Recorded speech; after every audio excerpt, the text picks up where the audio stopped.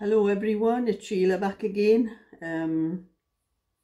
I have been knitting my orders of a night time, and this is the one I've been doing for Dagry at the moment. And I thought this is the front V-neck, and I thought I was just about finished, just had two little short sleeves to do and put the neck on. Only I have not been able to concentrate very well of a night time for some reason. I don't know why. But I just seem to be making a lot of mistakes. I've made mistakes when I've been doing this, and I've had to pull a little bit out here and there and put it right. But anyway, there is a big mistake with this, and I'm going to show you what I've done wrong. You know, when you've done something wrong, you think you've done something wrong, but you keep on going, like I did. So you know it's my imagination. And after putting the pieces down on the floor, on my carpet like I've done now, I can now see what I've done wrong. I don't know what on earth was on my mind, but this is the back. And I've casted off 8 stitches here. And then casted off 2 stitches and 2 stitches, and I've decreased from here up to there 14 times 1 stitch on every row. But when I've come to do this bit, I've suddenly realised what I've done wrong. Don't know what was in my mind, but I've cast off 8 stitches, then cast off 2 stitches and 2 stitches, but I've only decreased 8 times instead of 14. And that's left me with more stitches across here, and how the top didn't come out right. I got up to the top and I had more stitches left than what I should have had left. So I thought, oh, I'll just knit 2 stitches together here across the top. But it's making the top wider than it should be, and this is coming in further than it should do. And I've certainly realised what I've done wrong, and I've done it on the other side as well. I haven't finished that side, but you know, I have got it written down in a book. I write that this is my own design. I write everything down that I'm doing. And I don't know what on earth made me only decrease 8 times up here instead of 14 times. That's where the stitches, how I've got those extra stitches up the top of there. Yeah, I don't know. Just so I'm taking it down to where the decreasing finished there, and that's another 6 stitches to take away up there, and that'll be those stitches that I've extra that I had up there, because I've got 4 there, and then I decreased 2. I was supposed to cast off 12 and then 13, so I've cast off 13 and 14. I thought, oh, you'll not notice those 2 extra stitches. Until I've realised what I've done wrong. So I now have to pull those down to the decreasing here, there on both sides. At least it's not the whole thing, it's only so far down. I haven't knitted right up to the top on that part. Ah, dear me, Sheila. Get your mind sorted, will you? Oh, I am really annoyed about that. I'm going to have to pull those 2 fronts down. At least it's only having to pull them down to where I finished the shaping off. It's not the full fronts, but I kept knitting it from when I first started, separating the front for the V-neck, and I kept thinking there was something wrong, and I don't know what on earth made me think I only had to decrease 8 times. Maybe it was something to do with casting off 8 stitches at the start of the armhole. Must have been something to do with that. I registered in my mind, and I could kick myself.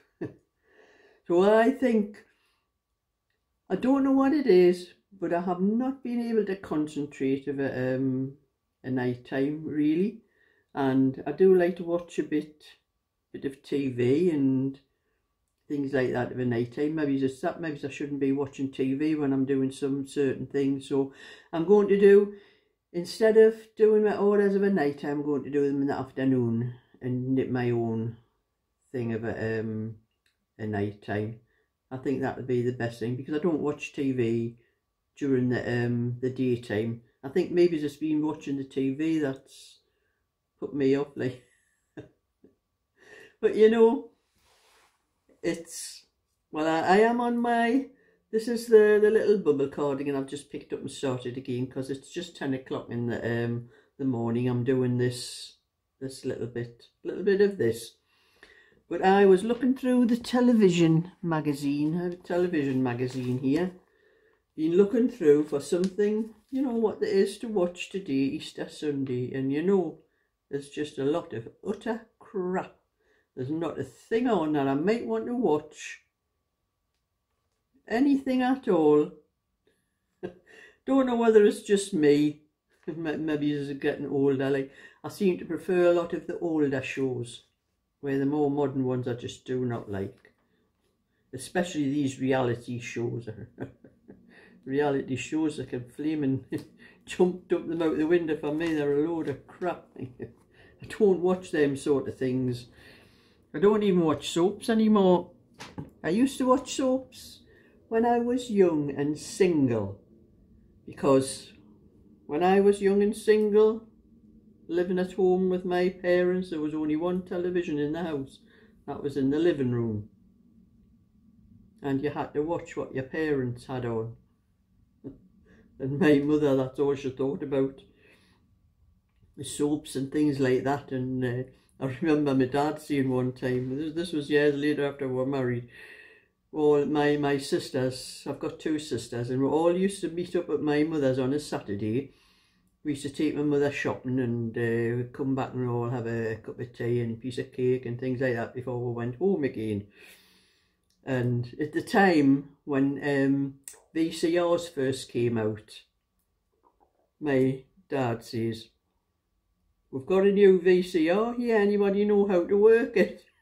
Well, I had one, I knew how to work it, and my mum says, "Well, can you set it up to record," I think it was Dynasty that was at the time, "can you set it up to record Dynasty so it'll do it every week?" So I sorted it out for her and done it, and I said, "Mind you have to have a tape in ready for when it starts and that, you know," and I sorted it out for her anyway, and was it, and my dad says, "You know what?" He says, "She's only bought that recorder to record Dynasty because I want to watch the football when there's football on the other side." And that's all she ever used it for, was recording things like that. She never bothered buying tapes, you know, films or anything like that to watch, because I used to go up on a Saturday to there was a place near where my mother lived where you could rent out videos, like videotapes are where you get mixed up with the DVDs. You could rent videotapes and keep them for a week, and that's what I used to do. I used to get some of them. Well, sometimes if I had enough time, it was a good film or something like that, I'd put it on the VCR for my dad to watch. And he used to say, "Oh, that's handy for that, isn't it?" I said, "Well, that's what they're for, Dad, you know, for but getting videotapes to watch." I says, "You could get me mum to buy some blank ones and record the films, you know, all the good cowboy films that you like and that, and just record them, and you can watch them whenever you want." And "Oh, is that what you know?" "Yes, that's what you can do with them."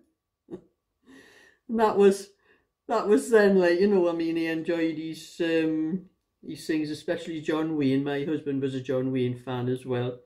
We had every single John Wayne. We got a DVD recorder. It didn't just play the disc, you could record films off the television and that as well. And every single John Wayne film that ever came on the television, I had to record for my husband.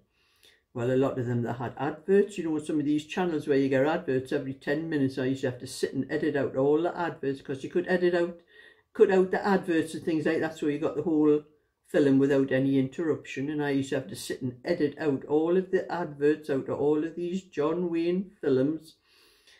And I used to watch them that many times, over and over again. I used to sit and watch them. and I could see his mouth moving, saying the exact words they were saying on the television. He knew them off by heart, like. But that's meant for you, you know. So anyway, I am trying to sort this. I think I've got to knit 3 now.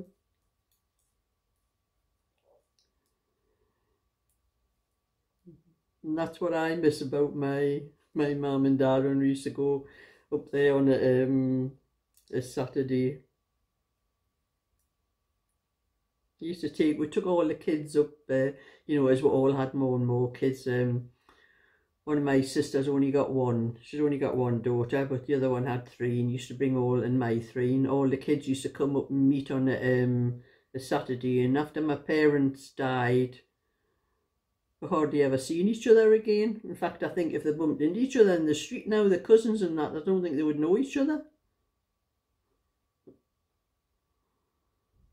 But that's life, isn't it? Of course, we all lived a long way from each other. I lived in the coastal area, and my sisters lived in the centre Newcastle area.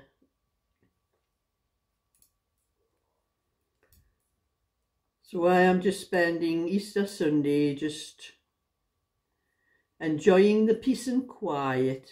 It's very quiet around where I am. There's no children at all. At one time, there's a field outside of my house, where my house is in. It's like a horseshoe shape that comes like this, and I live down the bottom, and there was a few houses up each side of it, and then a big circle where there's all houses around the circle, and all the kids, they didn't even live on our part, but all the kids from the whole estate used to come down onto that green, and they used to play football and whatever games that they wanted. Didn't mind them playing it, but they always seemed to set the goalposts up in line with my garden. I was sick of that ball coming into my garden, you know, whenever they missed a goal, straight into my garden. Sometimes it hit the windows, sometimes it hit the garage door. And I think I did actually get that sick of them coming into my garden. I mean, they never even used to knock and ask if they could come and get the ball. They just used to straight in, straight and get the ball and straight out. So eventually I got that sick of them. I had a tiny little lock, one of those little padlocks, and I put it on the gate so they couldn't get the gate open. When the ball come in, they had to stand and shout at the gate, "Missus, can we have our ball back?" I got a bit sick of that as well, because I was having to go out and get the ball and hand it back to them, like, you know, so it was easier to let them come in and get it. But as kids all grew up and got older, we never seen, you know, they all disappeared doing other things, and there's very rare we see any kids on the green now. There's just now and again I see 1 or 2 little ones, but it used to be annoying, really, like when all the kids that used to come and play there didn't even belong in our part where the green was. They were all from around the whole estate. But I've never even seen a kid here over the holiday. There hasn't been a single kid down over on that green. It's lovely and quiet and peaceful. And where I live now, and like I'm saying, the horseshoe, we are all a good age. There's a lady right up on the corner. She's older than me. There's 1 or 2 families, maybe it's younger. I've got young people on either side of me, but most of the others are all around about my age or older. So we like a little bit of peace and quiet. Now I'm dropping this stitch down again for this bubble. 2, 3, 4. So that's what I'm going to do. I'm going to knit for a couple of hours on this. And then I think I'll do my orders in the afternoon instead of the night time. That's my phone going as well. And I've got a little bit further on with this mandala. I'm going to show you how far I've got with this.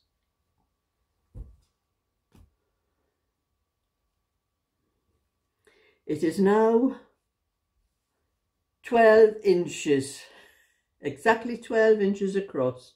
But until I hear from Daggery, I'm not doing any more to see whether she wants it any bigger than that, because if that's the size she wants, I'm going to do a little like wavy edge around the last part of it, a little wavy edge.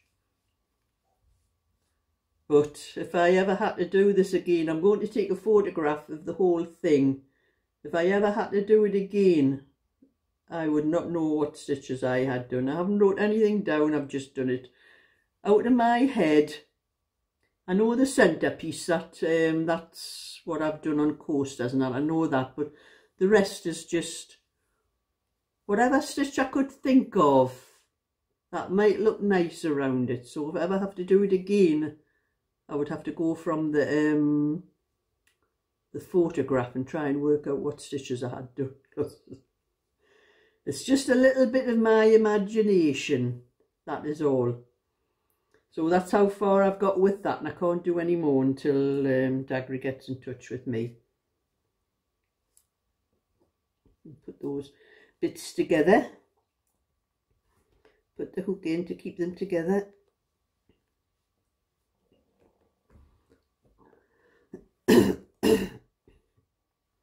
Back to my knitting again. So that's my little bit for today. So give thumbs up and subscribe, and I'll catch you again another time. So bye for now.